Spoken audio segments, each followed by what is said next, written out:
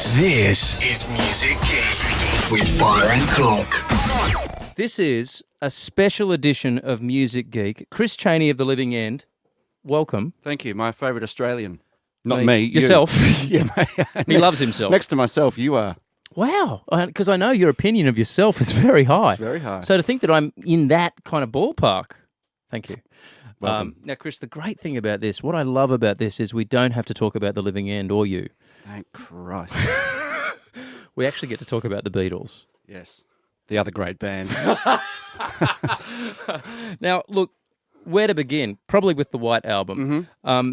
This is exciting. You're doing it again. And I'm just going to put my cards on the table and say, for various reasons, and you know I travel a little bit, Yeah. I missed the last time that you did this, or the first time Yep. that you did this, which was the 2009 tour where yourself and some of your mates from other great Australian rock acts got together and performed the White Album from start to finish. So for those who missed it, and I know it was a huge success, just bring us up to speed on that 2009 experience. Okay, well, I mean, the idea behind the 2009 experience was that it was the 40th anniversary of that record. And we just got approached from a couple of promoters, Tim Woods and Phil Bathels. They rang us all individually and said, would you be interested in being a part of this kind of tour? And the first thing we said was, well, who else is on it? You know, Right. Who else is in? Classic music industry well, it situation, is, you because know, I someone's mean, got to go first, You right? want to associate with the right kind of people. You don't want to be with the wrong crowd, Sure.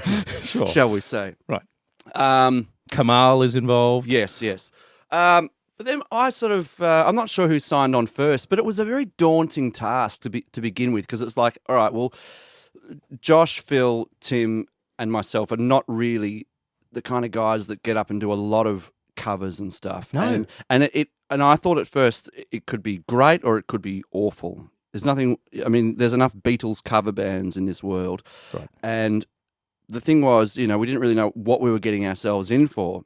But being such big fans of the Beatles and of that record, and knowing that those guys are involved, because I actually found out, you see. Nice. And so we went, you know what, let's do this. And we heard that, you know, it was going to be like a 17-piece band, 2 drummers, might even be a 20-piece band, I'm not sure. There's a lot of them. I think when there's so many, you don't know how many there are. It's quite a large band. Yes, full string section, horn section, the whole bit.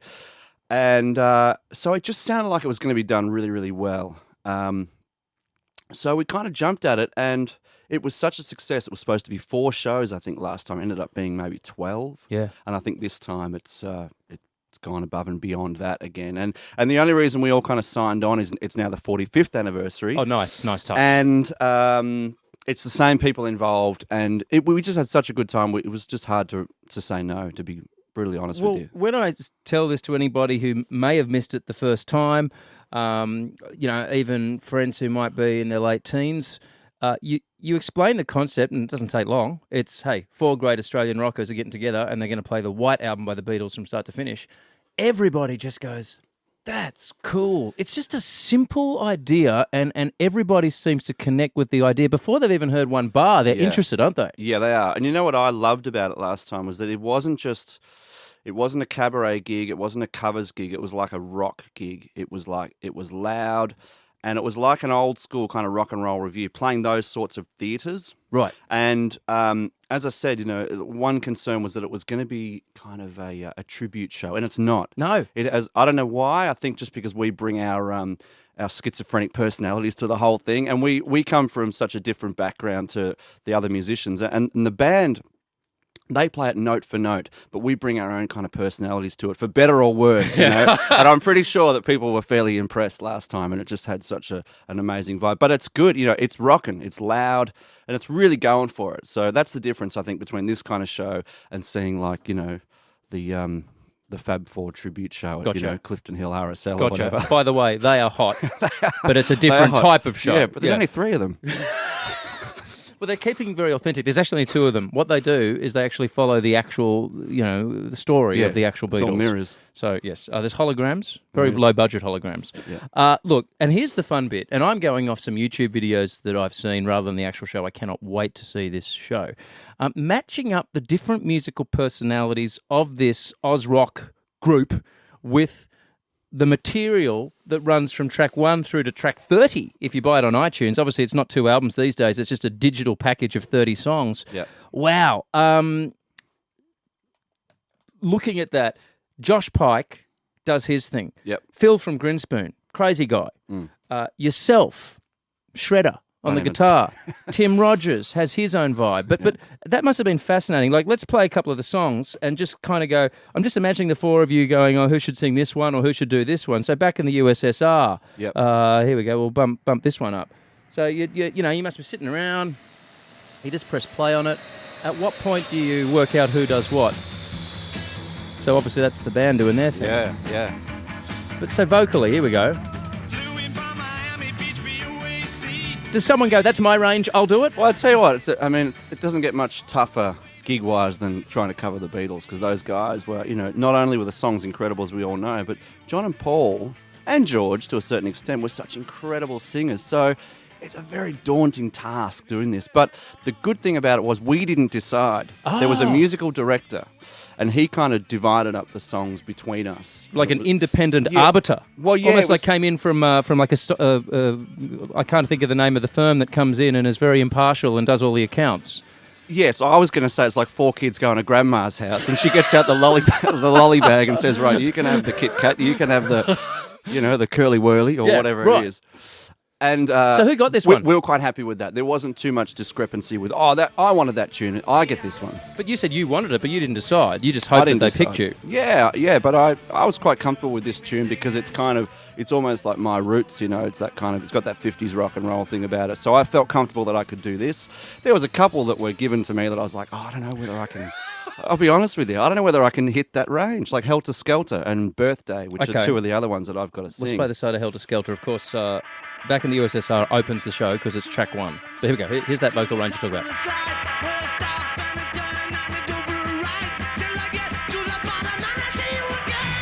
Oh, I'm frightened just listening to it. So You're frightened. So you kind of go, wow, all right, so I'm going to tour Australia and I'm going to bust that one out. I'm going to try and sing as well as McCartney at the top of his range, which is no mean feat. But I can't think of a Living End song where you ever had to go quite that high, unless I missed one. No, probably not. But it's not the kind of thing, with that song, you stop thinking about it and you just feel it. And you better bring it, because there's a lot of people who, that's the other thing with this material. People know it back to front. Yeah. So it's kind of sacred ground you're walking on. But it was fine. Somehow I managed to get up there. I don't know whether someone might have given me a swift kick in the what's to get my range up there or not. But I did okay. Yeah, there was a surgery that they performed on Chris that enabled him to do that song. And you've had your kids. I've had it reversed. So I'm going to have to get it done again. Okay, great. Because I was thinking sometimes when you see a song performed, even by the person that originally performed it, and maybe they're 20 or 30 years down the track and they just can't be asked, have you noticed that trick where they'll go down an octave? Yeah. So they'll actually, I don't know how you do that for Helter Skelter because you're trying to build, but I've often seen a singer kind of build to that point and then go down an octave. Yeah. Because it's kind of the like... thing is with that song is that it's in E, which you can't really transpose it down half a step because the 20 other players have to do that. And it's just not a good key. E flat's not a good key to play in guitar, and it's a guitar sort of tune. Right. You could play it in D, you could take it down another step, but that's just not, it wouldn't sound like the song then. It's got to be in the same key, I would have thought. Yeah. For those who don't play guitar, E is what you traditionally tune the bottom string to, and so you're just gone down to an E flat. So not down. So some heavy metal bands will go right down to a D to give them that sort of... Well, yeah, it sounds heavier, but yeah, quite often people do it because they're losing their range, but... Oh, right, so it's actually a bit of a... I see what you've done there. It's easy to hit the notes, yeah. Gotcha, so it just brings you down a touch. Yeah. Right, but you've gone the same But key. not us, we're doing it note for note, key for key. Now, the great thing about the White Album, and we could talk about it for hours, and the reality is we've only got about 20 minutes, is it obviously goes through just this bizarre... There is almost not a through line, and yet there is a through line all at the same time. It's kind of... You try and mentally get your head around it, and it's pretty hard. Yeah. Track 3 on the album was one that struck me as a very good fit for Phil. Because it's an unusual piece of music. It's about a 50-second piece of music that kicks in on the first record as the third track. Quite bizarre. And I noticed on the trailer that he's the one that sings it, Really? which I thought it doesn't. was Glass Onion. Is it not Glass Onion? Well, maybe it's track 4, but anyway, it's Wild Honey Pie. Oh, yeah, right. Now, when you hear Wild Honey Pie, I don't know why, but I immediately think of Phil Jamieson. Do you? Yeah, here it is, Wild Honey Pie. This wasn't one for Chris. Were you happy when they said you're not doing this one? Yes, I was. Here, let's have a listen. This is Phil's job, this one. Actually, no, I think it's Tim. Oh, does Tim get it? I think Tim does this one. Wow, he drew the short straw. Well, the great thing about Tim is that he's like, he's theatrical. He's a lot more theatrical than what I think people realise. Well, I know he's bursting with personality. Well, but he's one of the great Australian songwriters. Right, There's no doubt about it. With UMI, did incredible work. Yeah, legend. And the other three guys, me being one of them, we kind of look up to him like, he's like just one of those all-time great Australian songwriters.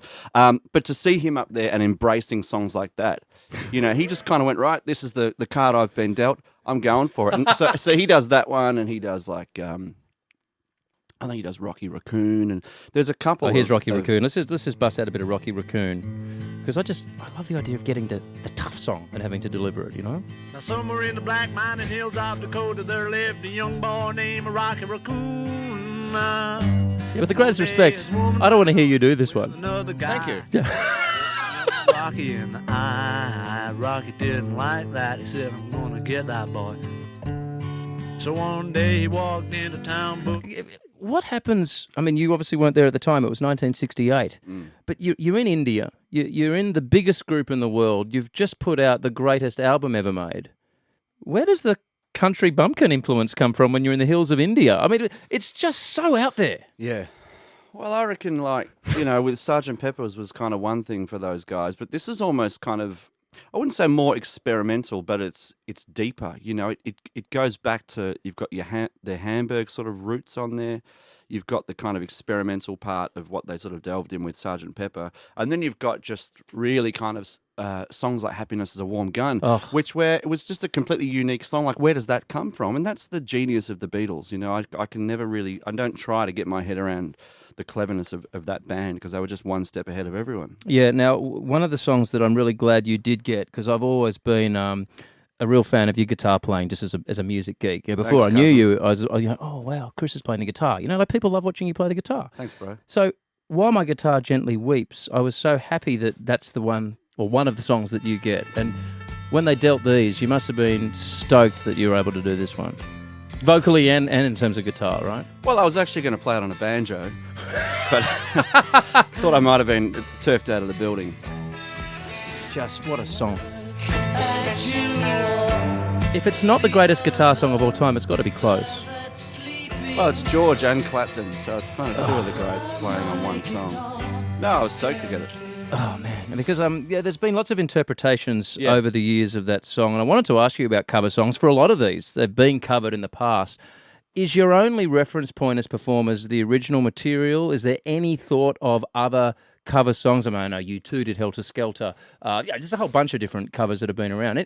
Does that even come into play or not? Not at all? No, I didn't bother going back to any other versions other than the original and trying to figure out how I could, bring what I do to that song without changing it, just kind of putting your own stamp on it. It's a fine line, people want to go and see a show like this and hear the songs and the album that they love. They don't want someone coming out and doing a polka version of that song. Right. So you got to kind of like put your own stamp on it and bring your own personality and hopefully just add a little a different kind of element to it, but not change it, not try and better the original, because that's just kind of like, pretty impossible. It's quite hard. But just do justice to it and try and think about the essence of what the song was trying to get across in the first place and try and channel that. Just don't speak for me when you say people don't want a polka version, because I do. You don't want to perform one, No, but well, I'm sure there's a lot of people out there who do. I think, and it's funny you should mention it, because I have found a couple of different versions of While My Guitar Gently Weeps. I just think you could have referenced them just to inform your performance a little better. Well, I haven't done the gig yet, so you might have just please take turned note. it around. One of the great 80s prog rock acts was Toto, and no one quite does While My Guitar Gently Weeps quite like Toto. Have a listen. I don't know how. Nobody told you They almost give it a Brian Ferry vibe. how to avoid lot of keyboards in it. If only I could. If this was a visual, we're on Triple M at the moment. I'd love you to have seen the jackets that they wore when they were performing. It was about 2001, and Toto. Oh, I was going to say that wouldn't have been recorded in the 80s at all, would it? No, by any chance? It was a reinterpretation of what they would have done in the 80s. Yeah. Wonderful. I know Steve Lukather from Toto is actually a brilliant guitar player. Yeah. But they really did take it to a keyboard-esque 80s Okay. style. Another one While that my guitar gently weeps. Again, good ideas. This is just a brainstorm, Yeah, sure, okay, as you say that. Now, here was there's a popular ukulele player, actually, on YouTube by the name of Jake Shimbakuro. He gave it a crack.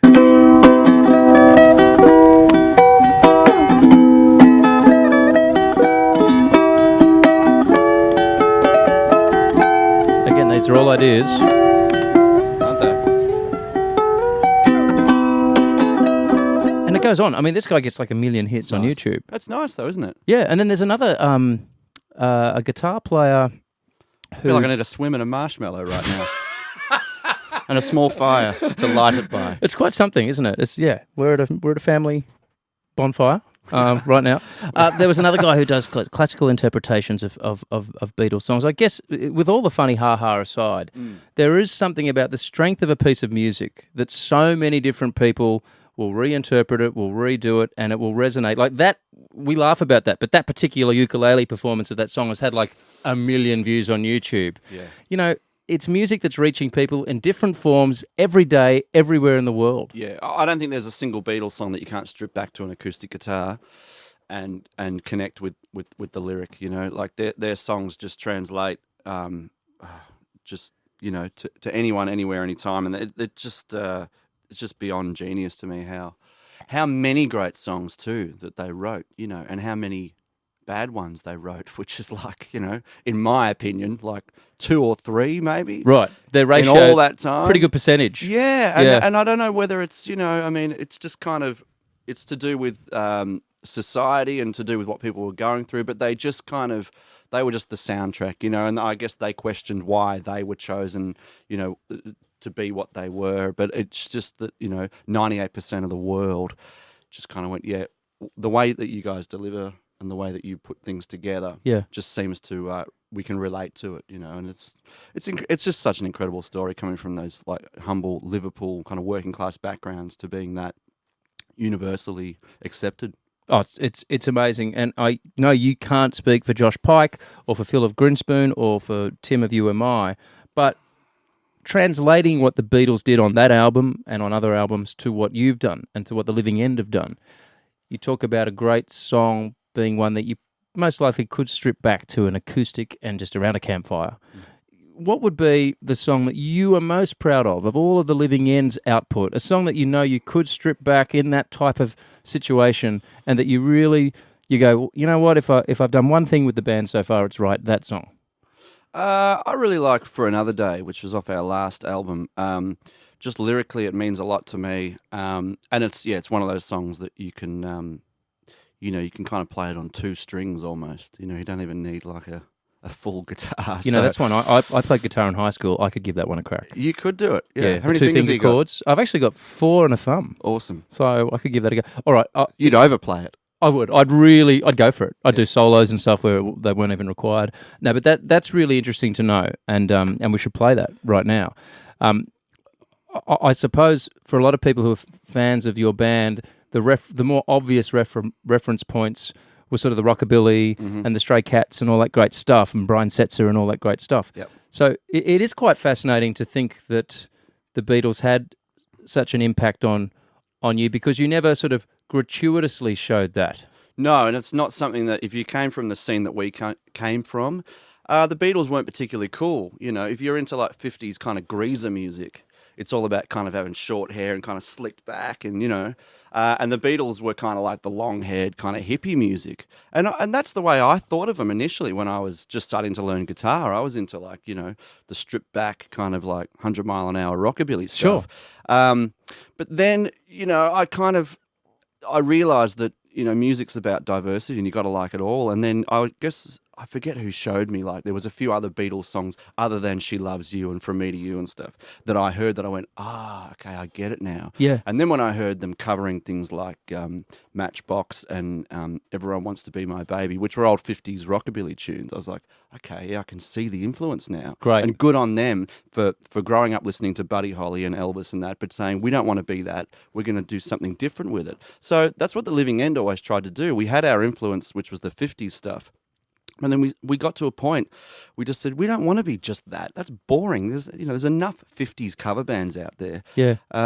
We want to listen to like The Cure and Supergrass and, Cold Chisel. Yeah. We want to do it all. Yeah. And I reckon that's where things probably went to that next tier for you guys when you found that kind of more broad musical view of the world. I think that did bring in more people. And that was a cool thing for the Living End. Well, yeah, image is one thing, but there's just not a lot of, you've got to have more substance. For us, it was about having songs, not just about some dude climbing up on his double bass and, the kind of the antics that people think about with the Living End is like, the image and kind of the way that we looked and that country kind of edge and stuff that we had to us. I mean, that's great. But at the end of the day, if you don't have a song, then what's the point? That was always my philosophy. Absolutely. And I think a musical education, whether it be for someone like me and people that watch Music Geek who don't necessarily make music but love to consume it, to people who make music, just that musical education, I just think there's so much to benefit from by knowing as much music as you possibly can from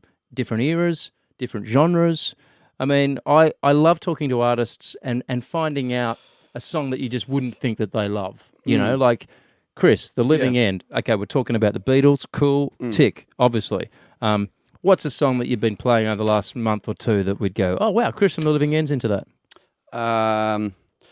Goodbye Yellow Brick Road by Elton John. Cool. Elton, traditional punk rocker Elton John.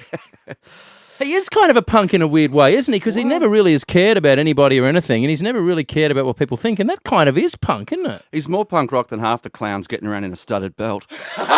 He is. Yeah, Elton John does not shop at Hot Topic, all right? No. And let's make that very clear. No, he does what Elton John wants. So yeah, punk rocker. All right, cool. Well, man, good luck with these shows. I would suggest to everybody to get out there and get a ticket if you haven't got your hands on them already, because I guess because there's the four of you, you all have limitations on, this can't be a show that rolls out lots and lots and lots of shows because, you've all got other things you've got to go and do, right? So this is a genuinely a limited opportunity to see this. Yeah, they've put extra shows on now, but there's not going to be any more. I think there's 3 in Melbourne and 3 in Sydney, maybe a couple of country areas we're doing them now as well. Great. But, this will be it. We're not going to do it again in another 5 years. I probably said that last time. But I'm not going to take the risk. I'm booking my tickets. Seriously, I'm not risking it. Yeah, don't risk it. No. That's the sales line, actually. Come along. Don't risk it. Don't risk it. They've said they're not coming back. Maybe they are, but maybe they're not. Never again. Never again. Possibly. This is it. No, all right, folks. White Album Tour. We'll give you all the details. We'll post them all, triplem.com.au. Chris, that was awesome. Thanks for popping in, man. Thank you very much for having me pop in. I think I need to play one Living End song. That was a good result. Great. Please do. Play 2. Come on.